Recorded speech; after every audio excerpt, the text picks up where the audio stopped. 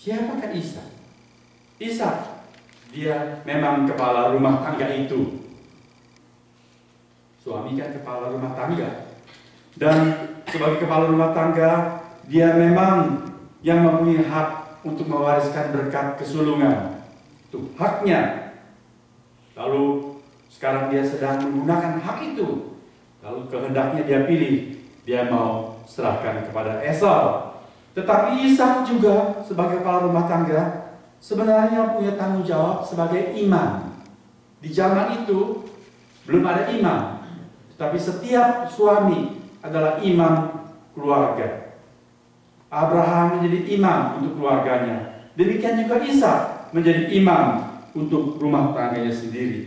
Dia menjadi penanggung jawab rohani untuk seluruh anggota keluarga. Dia harus memperhatikan kehidupan spiritual dan pertumbuhan rohani dari istrinya dan anak-anaknya. Sekarang saudara perhatikan, berkat kesulungan itu berkat luar biasa tidak? Iya, seorang anak sulung mendapat berkat istimewa. Kalau ada pembagian warisan, anak itu mendapat warisan ganda. Anak lain cuma satu bagian, dia dua bagian. Kemudian anak ini nanti menjadi kepala sukunya, kepala keluarga, dan kalau keluarga itu merupakan keluarga besar, dia menjadi kepala untuk klannya. Dan sekaligus anak itu tentu menjadi imam keluarga, menggantikan sang ayah. Berkat yang luar biasa seperti itu harusnya diwariskan kepada anak dengan kondisi yang seperti apa? Ya, mesti anak sulung. Oke, katakan anak sulung. Anak sulung itu harus disiapkan seperti apa? Kalau anak sulung itu hidup semau-mau diri dia, tidak punya tanggung jawab, cuma ikut nafsu saja, kira-kira akan jadi apa warisan yang luar biasa itu di tangan anak seperti itu? Mengerti yang saya maksudkan, saudara-saudara? Sekarang kita melihat Ishak itu, dia tahu Esau anak sulung dan pas juga anak emasnya. Aku hendak mewariskan berkat kesulungan ini kepada Esau, anak istimewaku. Tapi apa yang Ishak pernah lakukan untuk menyiapkan Esau sebagai imam keluarga? Apa yang dia pernah tegurkan kepada Esau? Kalau Esau hidup tidak karu-karuan, Esau cuma hidup menuruti nafsu, tidak pernah peduli hal rohani. Ishak tidak pernah peduli soal itu. Apa boleh buat? Dia yang punya hak, dia punya mau, dia boleh kerjakan apa saja. Dan Ishak mengerjakan itu. Untuk mewariskan berkat yang luar biasa, sebelum upacara sakral dilakukan, apa kriteria yang Ishak tentukan? Dia bilang, Esau, jagoanku, pergilah kepada belantara di sana.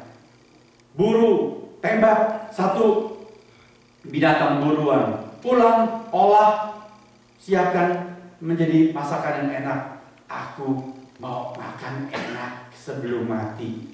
Aku mau makan enak, sesudah itu aku akan memberikan berkat. Kasihan sekali. Itu Ishak. Kita berhenti sampai di sini. Kita melihat Ishak melakukan semau dirinya. Itulah yang dia pilih. Kita sekarang melihat Ribka. Mari kita membaca ayat 5 sampai dengan ayat yang ke-10. Kita baca dengan bergantian. Saya baca ayat 5, jemaat membaca ayat yang ke-6. Baca dengan suara yang keras supaya suara saudara masuk ke dalam rekaman. Nanti kalau di YouTube bisa semua didengar suara saudara juga. Oke? Ayat 5 saya baca. Tetapi Ribka mendengarkannya ketika Ishak berkata kepada Esau anaknya, setelah Esau pergi ke padang memburu seekor binatang untuk dibawanya kepada ayahnya. Berkatalah Ribka kepada Yakub anaknya, telah ku dengar ayahmu berkata kepada Esau kakakmu, bawalah bagiku seekor binatang buruan dan olahlah bagiku makanan yang enak supaya aku makan dan supaya aku memberkati engkau di hadapan Tuhan sebelum aku mati. Maka sekarang anakku, dengarkanlah perkataanku seperti yang ku perintahkan kepadamu. Pergilah ke tempat kambing domba kita ambillah dari sana 2 anak kambing yang baik, maka aku akan mengolahnya menjadi makanan yang enak bagi ayahmu, seperti yang digemarinya. Bawalah itu kepada ayahmu, supaya dimakannya, agar dia memberkati engkau sebelum ia mati. Itulah yang Ribka lakukan dengan kemauan bebasnya.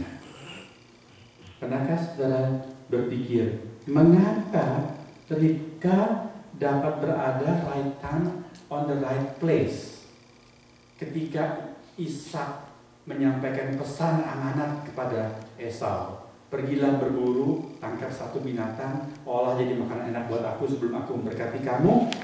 Kok Ribka bisa persis ada di samping kemah, di belakang dinding kemah itu, nguping?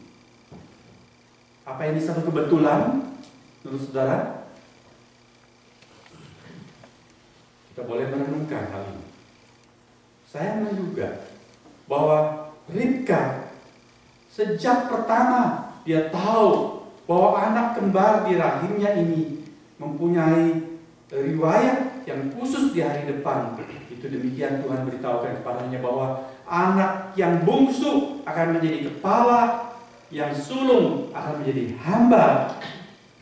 Maka berita nubuat itu siang menjadi pokok pikiran Ribka, malam menjadi impian, terus berputar di dalam sanubari Ribka.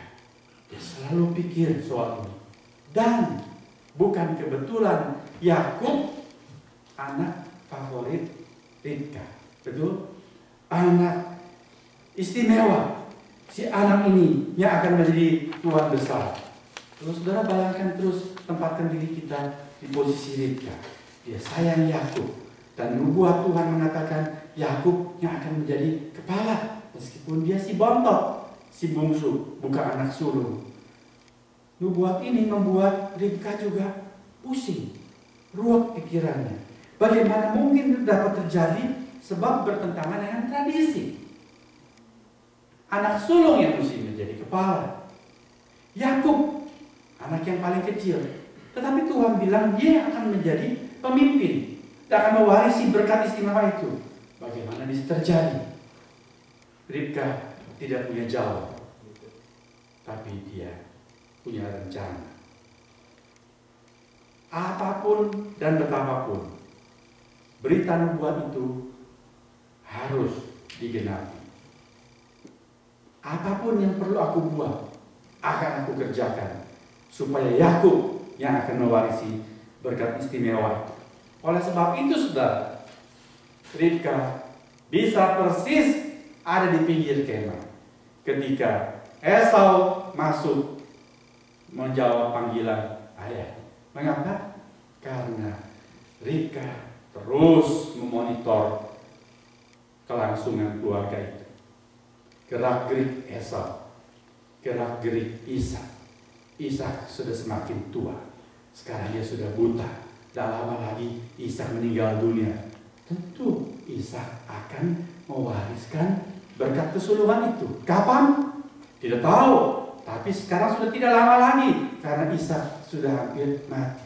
Itulah sebabnya Ribka di sana. Dia ikuti semua pergerakan tersebut sebab dia tidak mau kecolongan.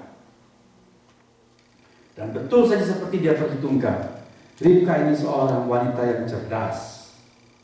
Kalau dia berbisnis sekarang, dia pasti bisa jadi konglomerat.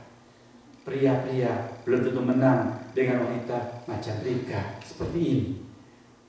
Dan kemudian dia sekarang punya rencana. Begitu cepat dia menyusun satu skenario. Begitu Esau bergegas berangkat berburu, buru-buru juga Ribka memanggil Yakub. Saudara, dia punya rencana. Tadi saudara dengar apa rencananya. Dia bilang kepada Yakub, kamu jangan pergi jauh-jauh, pergi ke kandang saja. Esau boleh berburu, kamu tangkap 2 anak kambing, pilih yang paling bagus, yang paling gemuk, dan aku akan memasak untuk ayahmu. Karena tadi papa bilang bla begini begitu. Tentu Ribka tahu kesukaan Ishak. Esau pintar masak, kesukaan Ishak. Tentu karena Ishak beritahukan, biasanya mamamu masakan aku apa yang paling enak? Gulai kambing, sate kambing. Ribka tahu. Itulah kehendak bebas Ribka. Sekarang kita lihat Yakub. Kita baca ayat 11 dan beberapa ayat berikutnya. Saya mau ajak saudara baca ayat 11 sampai dengan ayat yang ke-18. Ayat 11 saya baca, ayat 12 saudara baca. Lalu kata Yakub kepada Ribka ibunya, "Tetapi Esau kakakku adalah seorang yang berbulu badannya, sedang aku ini kulit-kulicin. Mungkin ayahku akan meraba aku, maka nanti ia akan menyangka bahwa aku mau memperolok-olokkan dia. Dengan demikian aku akan mendatangkan kutuk atas diriku dan bukan berkat." Tetapi ibunya berkata kepadanya, "Akulah yang menanggung kutuk itu, anakku. Dengarkan saja perkataanku. Pergilah ambil kambing-kambing itu." Lalu ia pergi mengambil kambing-kambing itu dan membawanya kepada ibunya. Sesudah itu ibunya mengolah makanan yang enak seperti yang digemari ayahnya. Kemudian Ribka mengambil pakaian yang indah kepunyaan Esau anak sulungnya, pakaian yang disimpannya di rumah, lalu disuruhnya lah dikenakan oleh Yakub anak bungsunya. Dan kulit anak kambing itu dipalutkannya pada kedua tangannya Yakub dan pada lehernya yang licin itu. Lalu ia memberikan makanan yang enak dan roti yang telah diolahnya itu kepada Yakub anaknya. Lanjutkan saja pembacaan kita sampai dengan ayat yang ke 27. Oke, ayat 18. Saudara yang baca. Demikianlah Yakub masuk ke tempat ayahnya serta berkata, "Bapa," saut ayahnya, "Ya anakku, siapakah engkau?" Kata Yakub kepada ayahnya, "Akulah Esau anak sulungmu. Telah kulakukan seperti yang Bapak katakan kepadaku. Bangunlah, duduklah dan makanlah daging buruan masakanku ini, agar Bapak memberkati aku." Lalu Ishak berkata kepada anak itu, "Lekas juga engkau mendapatnya, anakku." Jawabnya, "Karena Tuhan Allahmu membuat aku mencapai tujuanku." Lalu kata Ishak kepada Yakub, "Datanglah mendekat anakku, supaya aku meraba engkau. Apakah engkau ini anakku Esau atau bukan?" Maka Yakub mendekati Ishak ayahnya, dan ayahnya itu merabanya serta berkata, "Kalau suara Yakub, kalau tangan Esau." Jadi Ishak tidak mengenal dia karena tangannya berbulu seperti tangan Esau kakaknya. Ishak hendak memberkati dia. Tetapi ia masih bertanya, "Benarkah engkau ini anakku Esau?" Jawabnya, "Iya." Lalu berkatalah Ishak, "Dekatkanlah makanan itu kepadaku, supaya aku makan daging buruan masakan anakku, agar aku memberkati engkau." Jadi didekatkannya lah makanan itu kepada ayahnya, lalu ia makan. Dibawanya juga anggur kepadanya, lalu ia minum. Berkatalah Ishak ayahnya kepadanya, "Datanglah dekat-dekat dan ciumlah aku, anakku." Ayat 27 kita baca bersama-sama. Lalu Yakub dekat-dekat dan diciumnya lah ayahnya. Ketika Ishak mencium bau pakaian Yakub, diberkatinya lah dia, katanya, "Sesungguhnya bau anakku adalah sebagai bau padang yang diberkati Tuhan." Dan seterusnya Ishak memberikan berkat keseluruhan itu kepada Yakub. Yakub ketika ibunya menyodorkan skenario rencana untuk mengelabui ayahnya dan menadah berkat istimewa yang sebetulnya milik sang kakak, apakah Yakub kaget? Tadi sudah baca ketika Ribka bilang, "Cepat kamu datang, Papa bilang begini, mau berkati kakakmu, sekarang waktunya, cepat ambil kambing itu, aku masak dan kamu bawa kepada Papa." Yakub kaget tidak? Kaget? Yakub kaget? Saudara lihat, dia tidak kaget. Dia cuma bilang, "Tetapi Esau kakakku